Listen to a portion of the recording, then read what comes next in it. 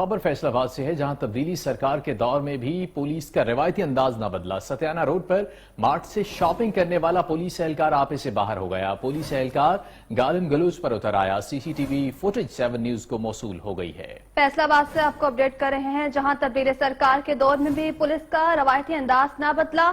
सत्याना road पर mart से shopping करने वाला पुलिस एहलकार आपे से बाहर हो गया। हमारे साथ इस वक्त मौजूद हैं अब्दुल सबूर, बताइएगा।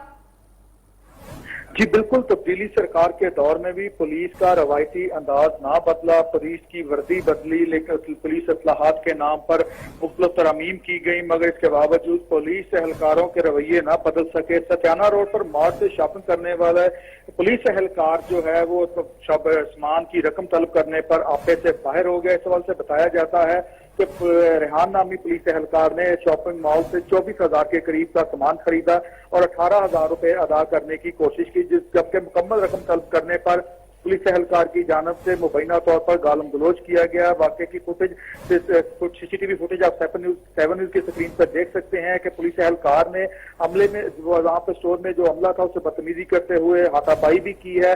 और इसके साथ साथ मैं ये भी बताता चलूं कि मार्ट के मालिक की जानब से जो इंसाफ के लिए सीपीओ सेल अहमद चौरी को दरखास्त दे दी गई है कि मज़कूरा पुलिस एहलकार के खिलाफ जो है कानूनी कार्रवाई अमल में लाई जाए। जी, बदतमीजी करने के बायस हाथापाई हुई, हमें अपडेट कर रहे थे अब्दुल सबूर, आपका शुक्रिया। तब्दीली सरकार के दौर में भी पुलिस का रवायती अंदाज ना बदला। सत्याना रोड पर मार्च से शॉपिंग करने वाला पुलिस एहलकार आपस से बाहर हो गया।